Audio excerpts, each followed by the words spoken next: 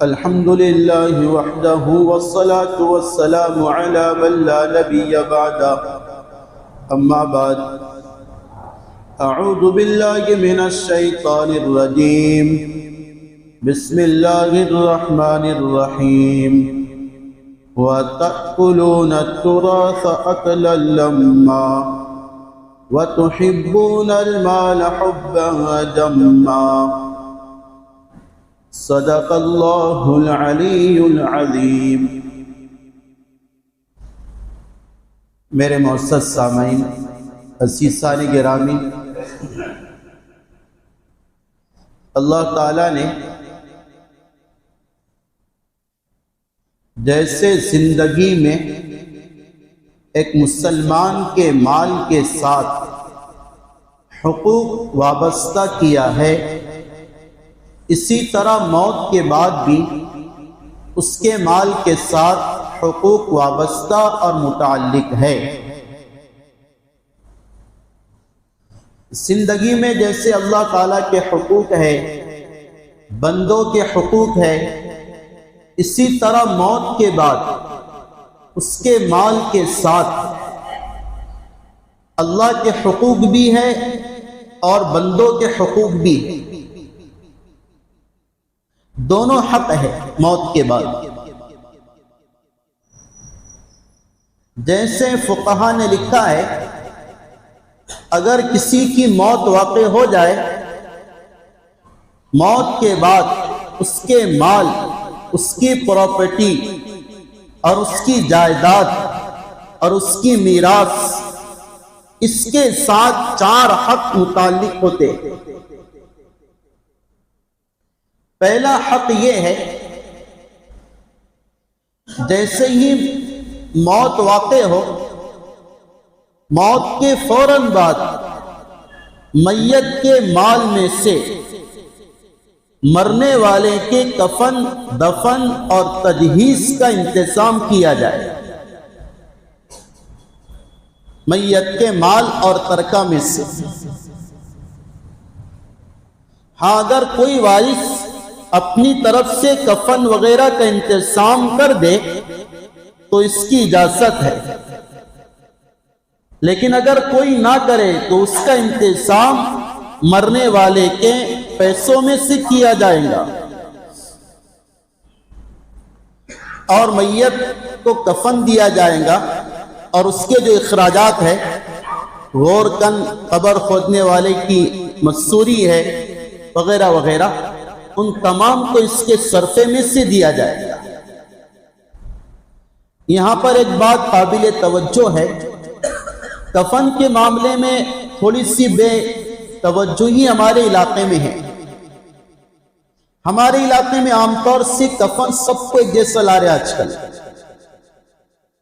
غریب کو بھی وہی کفن لاتے ہیں اور مالدار کے لیے بھی وہی کفن استعمال کیا جاتا ہے۔ ریڈی میڈ آج کل کفن مل رہے تو لا لو جا کر، حالانکہ ایسا مسئلہ نہیں ہے۔ فقہا نے لکھا ہے، ایسے کپڑے میں اس کو کفن دیا جائے جس کپڑے کو وہ عید اور مبارک مواقع پر پہنا کرتا تھا۔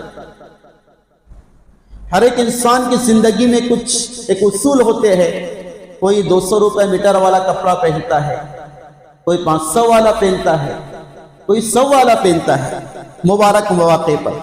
تو اسی طرح موت کے بعد اس کو کفن اسی معیار کے حساب سے دیں گے۔ آئی بات سمجھ میں؟ اگر آپ کو ریڈی میڈ اس چوائس کا نہیں مل رہا، آپ کپڑا لاؤ اور کفن ہاتھ سے بناؤ، کفن کا ایسے بناؤ، ہاتھ سے بناؤ۔ یہ بڑا بھاری کام ہے، کفن کاٹنا بہت مشکل سے آتا ہے۔ آئی بات سمجھ میں؟ کاٹنا چاہیے، نہیں تو ہے علماء کرام، مفتیان اسلام، ان کو بولا جائے کفن کاٹنے کا۔ میں جب پڑھاتا ہوں کفن کے مسائل، میت کے مسائل، تو اپنے بچوں کو کاغذ پر کفن کاٹ کر بتاتا، بھئی اگر میت ایسی ہو تو ایسا کفن کاٹیں گے، 3 کپڑے ہوں گے، پہلا کہاں سے کہاں تک ہو، دوسرا کہاں سے کہاں تک ہو، تیسرا کہاں سے کہاں تک، ایک بڑا ایک طریقہ ہے وہ۔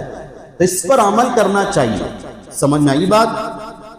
اور مسئلہ یہ بھی لکھا علماء نے، زندگی میں قبر تیار کر لینا مکروہ ہے، لیکن کفن تیار کر لینا اچھا ہے. زندگی میں کفن تیار کر لینا اچھا ہے. خرید لو اپنے لیے کفن. ارے کفن خرید کر لے کے چل جاؤ، رکھ دو گھر پہ. ڈرتے ہم لوگ، کیا کرتے گھر والے کے ابن کفن لا لی کے جی. ارے بات سمجھ میں، جمعہ کے بعد لے کے چل جاؤ کفن دکان میں سے، بھائی کفن لائے میرے، میں نے رکھ دیا. ہمارا موت کا تذکرہ ہی ختم ہو گیا. ڈرنے ایسے لگے موت سے جیسے کافر ڈرتے. خیر یہ مستقل بات ہے، میں کچھ اور کہنا چاہ رہا ہوں. تو پہلا حق کیا ہے؟ میت کے مال میں سے اس کو معیاری کفن جو وہ زندگی میں پہنتا تھا، جیسا کپڑا، اس کپڑے میں سے دیا جائے. خاتون کے لیے بھی یہ حکم ہے. میت اگر مرد ہے تو 3 کپڑے، اور اگر خاتون ہے، فیمیل ہے، تو 5 کپڑے ہوتے ہیں. یہ پہلا حق. دوسرا حق میت کے مال میں یہ ہے، اس کے متعلقہ حقوق قرض اور دین. اگر زندگی میں اس پر کسی کا قرضہ تھا تو جو مال بچ گیا اور اس نے چھوڑ کر گیا، اس تمام مال میں سے پہلے قرضہ ادا کیا جائے گا مرنے والے کا. ابھی وہ وارثوں کے لیے متعین نہیں ہوا، ابھی اس میں اس کے قرضے ادا کرنا باقی ہے. وارثوں کو اپنا دکھتا کہ میرا مفتی صاحب کتنا لگے گا، اور مرنے والے کے دیون ہے، قرض ہے، کسی کا لیا ہوا مال ہے، اس کی طرف توجہ نہیں ہوتی. اور بڑا سخت اس میں عذاب ہے، اور بڑا سخت اس میں امر قرآن و حدیث میں بیان کیا گیا ہے.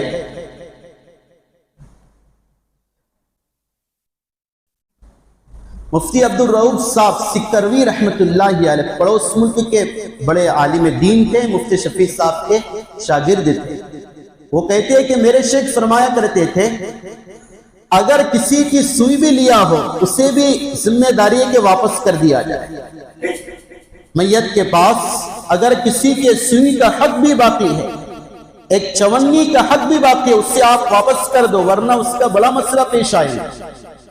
اور ایک واقعہ نقل کیا، ایک بزرگ تھے، بڑے صاحب نسبت، عالم دین، علم والے، ان کے کئی شاگرد. حضرت فرماتے مفتی عبدالرؤف صاحب رحمت اللہ علیہ، جب ان کا انتقال ہوا، ان کو ان کے کسی شاگرد نے خواب میں دیکھا. تو دیکھا ایک بڑا میدان ہے، چٹیل میدان، اس میں وہ کھڑے ہیں اور تپش اور دھوپ آ رہی، اور ان کے کھڑے ہونے کی حالت ننگے پن کی، برہنہ کھڑے ہیں ایک میدان میں. ایک بزرگ کی بات. وہ شاگرد نے جب یہ صورتحال اپنے شیخ کی دیکھا تو بڑا گھبرا گیا. حضرت آپ تو صاحب نسبت تھے، آپ کی عبادتیں، آپ کی خدمتیں، آپ کی ریاستیں، آپ کی طاعتیں تو بڑی بلند اور چوٹی کو پہنچی ہوئی تھی، یہ کیا صورتحال ہے؟ کہ بیٹا اللہ نے سب قبول تو کر لیا، مسئلہ یہاں پر اٹک گیا. صرف موت سے پہلے ایک آدمی کی سوئی لے لیا تھا پڑوس کی، مرنے سے پہلے اس کا واپس کرنا بھول گیا، اس سوئی کی وجہ سے عذاب ہو رہا ہے. اللہ اکبر. وہ بڑا گھبرا گیا. صبح اپنے استاد کے گھر گیا، بزرگ کے گھر گیا، ان کے اقارب کو جوڑا، کہا کہ ایسا مسئلہ ہے. اور بزرگ نے یہ بھی کہا کہ وہ سوئی میرے الماری میں کپڑوں کے نیچے رکھی ہوئی ہے. رشتہ داروں نے جب تلاش کیا تو سوئی نظر آئی. پڑوس میں جس کی سوئی تھی اس کے پاس واپس کرنے گئے، اس کو واقعہ سنایا، اس کی آنکھوں سے آنسو جاری ہو گئے. کہ اللہ اکبر، اس سوئی کی وجہ سے حضرت ماخوذ ہو گئے تھے، عذاب میں گرفتار ہو گئے تھے. میں اللہ کو گواہ بناتا ہوں، میں نے وہ سوئی اللہ کے لیے معاف کر دی. اب جیسی اس کی معافی کے بول نکلے، وہ شاگرد کے خواب میں دوسری رات حضرت آئے.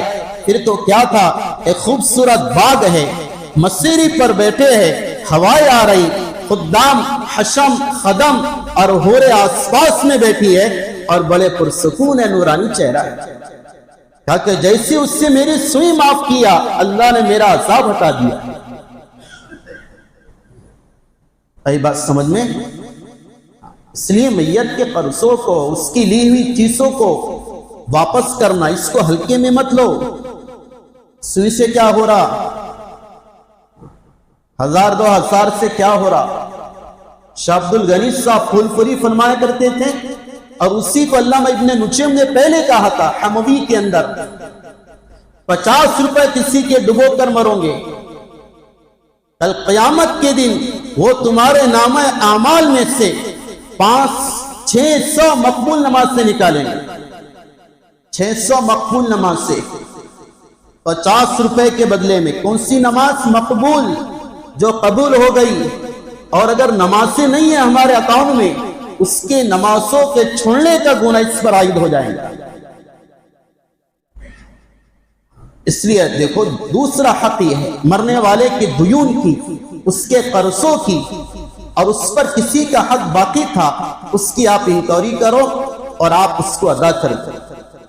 اور ایک بات میں پرسنل کہہ رہا، میں اپنی طرف سے کہہ رہا، ایک بات آپ سے بطور رائے کے کہہ رہا، آپ جیسے اپنے میت کی طرف سے صدقہ کرتے ہیں، کرنا چاہیے.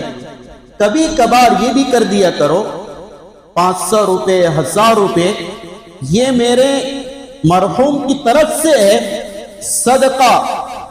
کس وجہ سے؟ اگر ان پر کسی کا حق باقی ہو جو مجھے پتا نہیں، میں اس وجہ سے یہ ادا کر رہا ہوں. آئی بات سمجھ میں؟ کبھی آپ کو معلوم نہیں ہوتا میرا ابا پر کس کا تھا، میرے والد صاحب نے کس سے معاملہ کیا، تو آپ صدقے کی نیت بھی کرو، بعض مرتبہ یہ نیت بھی کر لو کہ جس کا ان پر حق تھا یہ اس کی طرف سے صدقہ ہے، تو انشاءاللہ جس کا اگر قرضہ ہوگا تو اس کو صدقے کا ثواب اگر پہنچے گا تو وہ معاف کر دے گا. اسی طرح دیون میں مہر بھی آ جائے گا. مہر، مرنے والے کی بیوی کا مہر، اسے بھی ادا کرے. ہمارے علاقے میں موت کے بعد اس سے مہر معاف کراتے ہیں.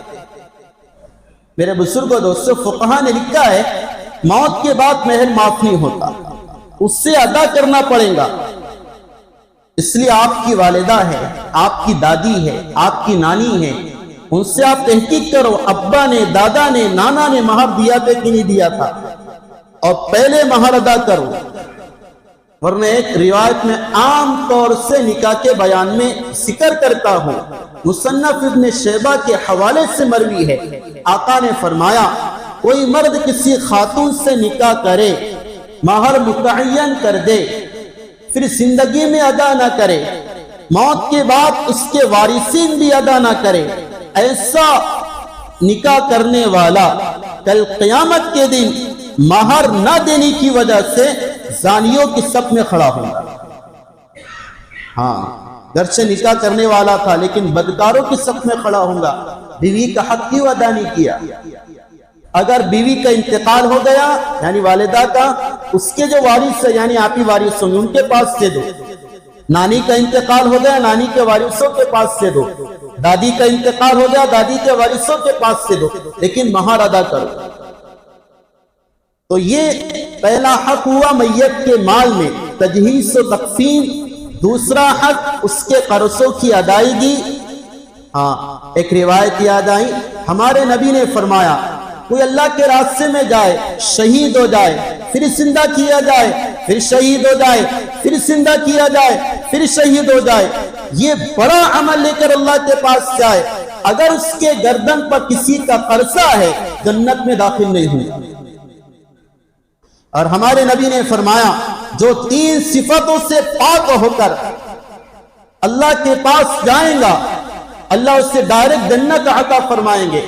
پہلا عمل تکبر سے پاک ہو کر، دوسرا عمل خیانت سے پاک ہو کر، اور تیسرا عمل قرضے سے مکت ہو کر جائیں گے. اس لیے اپنے مرنے والے کے قرضوں کا اہتمام کرو. تیسرا حق میت کے مال میں جو لگتا ہے وہ اس کی وصیت ہے. اگر اس سے وصیت کیا کسی کے بارے میں یا کسی مسجد یا مدرسے یا کسی غریبوں کے متعلق تو اس کی وصیت جو جاری ہوں گی پورے مال میں کے تہائی حصے میں 1/3 میں جاری ہوں گی. سمجھے؟ اس سے 3 لاکھ چھوڑا ہے، 1 لاکھ میں وصیت جاری ہوں گی، باقی 2 لاکھ وارثوں کے درمیان تقسیم ہوں گی. اور اس میں وصیت میں ایک بات سمجھ لے، وصیت وارثوں کے لیے نہیں ہوں گی، وصیت اجنبیوں کے لیے ہوں گی. وصیت کس کے لیے ہوں گی؟ اجنبی جو میراث میں حق نہیں رکھتا اس کے لیے وصیت جاری ہوں گی. ورنہ جس کو میراث میں سے بھی مال ملتا ہے اس کے لیے وصیت شریعت نافذ نہیں کرتی. بیوی ہے، بیوی کے لیے وصیت کر دیا کہ میرے بیوی کو میرے مال میں سے 1 لاکھ دے دینا، تو مرنے کے بعد تو بیوی کا کیا لگتا ہے؟ بولو نا، حصہ لگتا ہے. تو اب اس کو میراث میں سے وصیت میں سے حصہ نہیں ملے گا، کیونکہ اس کو کیا مل رہی ہے؟ میراث مل رہی ہے، تو وصیت اس کو نافذ نہیں ہوں گی. عام قاعدہ یہ ہے، اور بھی اس میں کچھ تفصیل ہے تو اپنے موقع پر آئیں گے. ایک بات، عام طور سے کچھ مرنے والے وصیت کرتے ہیں میرے مرنے کے بعد مجھے غسل فلاں آدمی دے، میرے مرنے کے بعد میرے جنازے کی نماز فلاں آدمی پڑھائے، اور میرے مرنے کے بعد میرے تدفین اور قبر فلاں قبرستان میں بنائی جائے. اس قسم کی وصیت کے بارے میں علامہ شامی نے لکھا ہے ان کا اعتبار نہیں، یعنی ان پر عمل کرنا ضروری نہیں، کرے تو اچھا ورنہ کوئی ضروری نہیں. سمجھے اچھی طرح مسئلہ؟ کسی مخصوص آدمی کے بارے میں نماز کی وصیت، کسی مخصوص جگہ کے بارے میں تدفین کی وصیت، یہ وصیت لاگو نہیں ہوتی. جو جس کا حق ہے اس کو پورا کراؤ، وصیت کا زیادہ اعتبار نہیں ہے. اگر کوئی کر لے آسانی سے میسر ہوتا ہے تو پھر ٹھیک. مسئلہ سمجھ میں آیا سب کے؟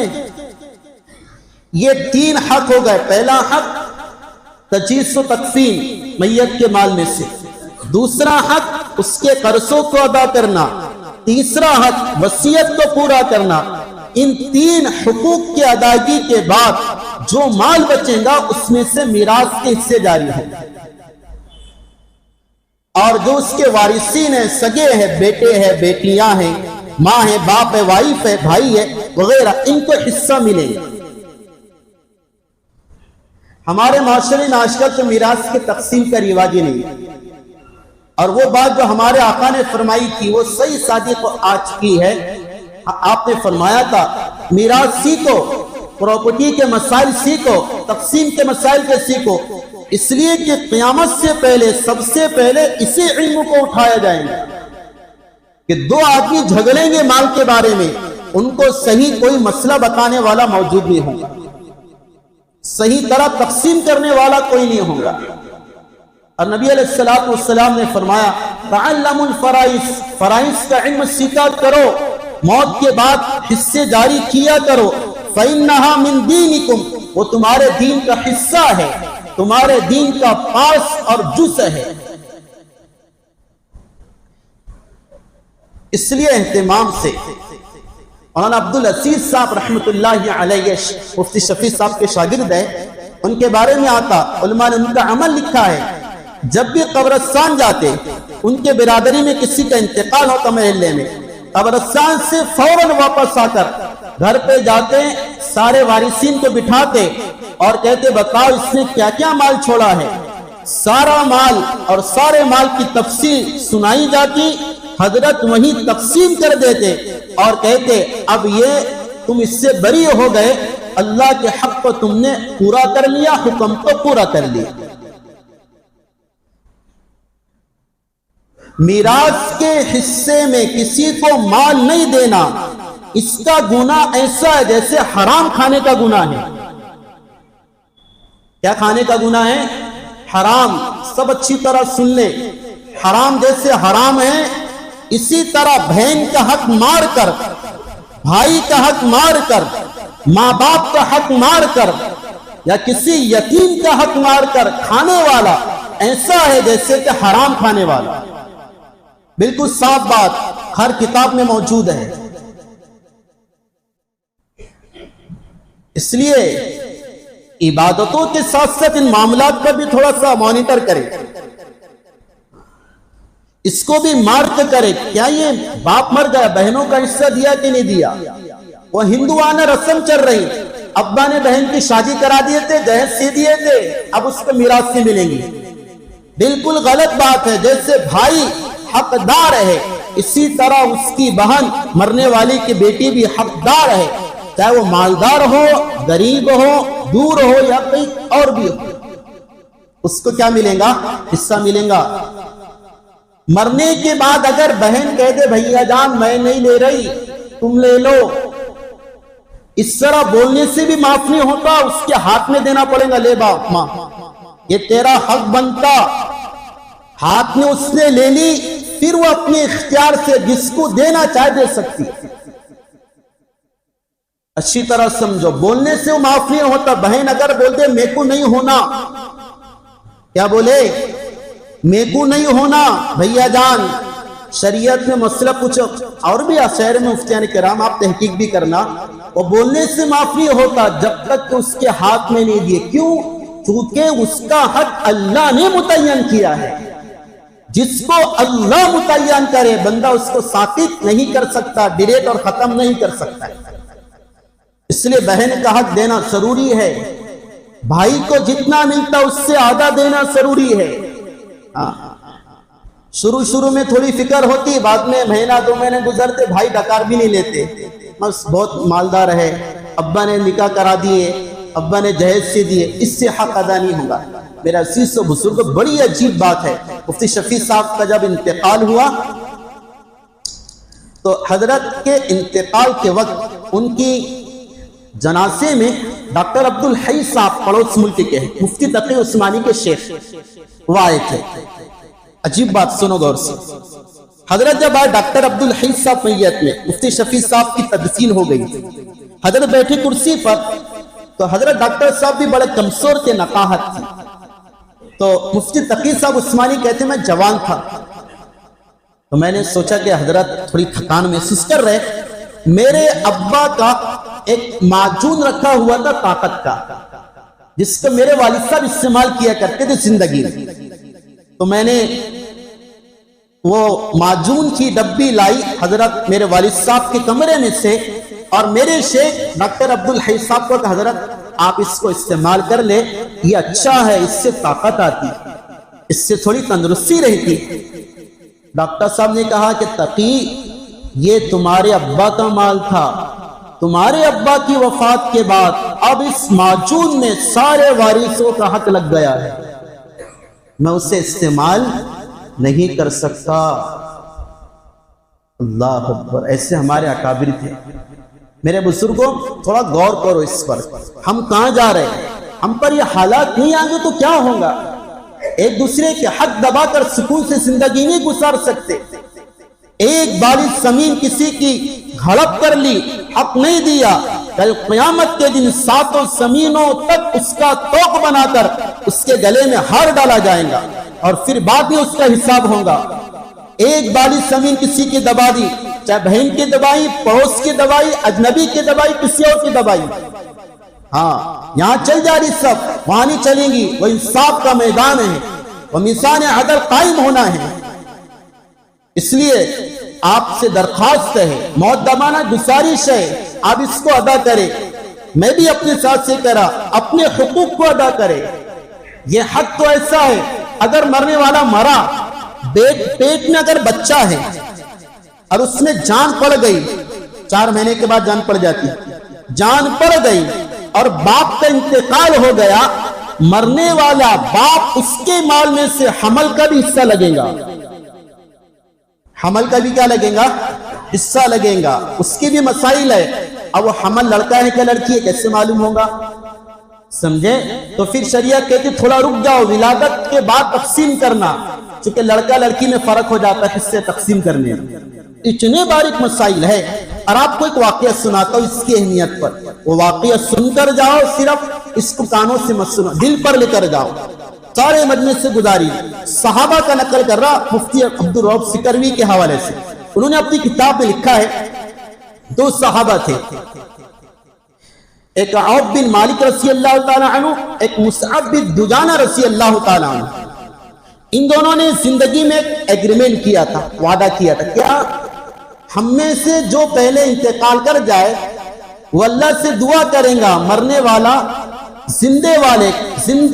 والے کو زندہ خواب میں دیکھتے کہ مرنے کے بعد اس مرنے والے کی حالت کیا ہے. اس طرح دونوں میں کیا ہو گیا, ایگریمنٹ ہو گیا. اتفاق سے مصعب رضی اللہ تعالیٰ عنہ کا پہلے انتقال ہوا, تو حضرت عوف بن مالک رضی اللہ تعالیٰ عنہ نے اللہ سے دعا کی, اللہ میرے دوست مصعب کو مجھے خواب میں دکھا دے. تو دعا کر کے سوئے, خواب میں مصعب بن دجانہ رضی اللہ تعالیٰ عنہ آئے. آنے کے بعد تو دیکھا حضرت مصعب رضی اللہ تعالیٰ عنہ کسی سزا میں مبتلا ہے. سزا میں کیا ہے, مبتلا ہے, اور کچھ سختی ہو رہی. صحابی ہے, ہاتھوں کو پٹی بنی ہوئی ہے, سر کو پٹی بنی ہوئی. تو حضرت عوف جو خواب دیکھنے والے ہیں ان کی آنکھوں میں آنسو آ گئے. کیا ہوا یہ تو بری علامت ہے, اچھے سنکیت نہیں ہے. ایک صحابی اور تھوڑی سزا اور تکلیف میں ہے. کہا کہ کیا وجہ ہے, کہا کہ درجہ تو بہت اونچا ہے لیکن ایک کمی رہ گئی, ایک غلطی ہو گئی جس کی وجہ سے پکڑا گیا. کیا, تاکہ موت سے پہلے ایک آدمی کے 10 دینار قرضہ لیا تھا, لینے کے بعد ادا کرنا یاد نہیں رہا, وہ میرے گھر کے ترکش میں رکھی ہوئی ہے. اس 10 دینار کی وجہ سے اللہ نے میری پکڑ کر دی, 10 دینار کی وجہ سے. اس لیے میں تم سے کہتا ہوں, وصیت کرتا ہوں, آپ سے درخواست کرتا ہوں, جاؤ میرے گھر میں جا کر اس ترکش کو نکال کر دینار 10 نکالو اور اس پڑوسی کو واپس کر کے آؤ. تو وہ صبح اٹھے گئے اور وہ ترکش نکالا جس میں تیر رکھتے ہیں, اس میں سے 10 دینار اسی طرح تھے جو لیے تھے. ہو سکتا ہے کہ استعمال میں نہ آئے ہو, لے لیا انسان کبھی استعمال نہیں ہوتا ہے. پھر وہ بعین ہی, وہ جس کا قرضہ تھا اس کو دے کر آئے, جس کا حق تھا اس کو ادا کر کے آئے. اور اللہ کے نبی کے پاس کہ اللہ کے رسول کو خواب سنایا, آپ بھی بڑے فکر مند ہوئے اور اللہ سے دعا کی, اللہ میرے صحابی کے ساتھ تو بہتر برتاؤ کرنا, یا اللہ میرے صحابی پر رحم فرمانا.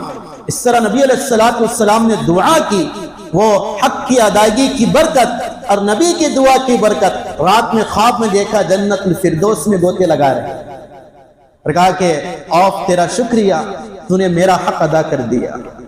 میرے عزیز و بزرگوں دوستو, عبادت چوٹی کو چھو رہی, آسمانی طواف کر رہی اور کسی کا حق لے کر بیٹھے, بڑا مشکل مسئلہ ہے.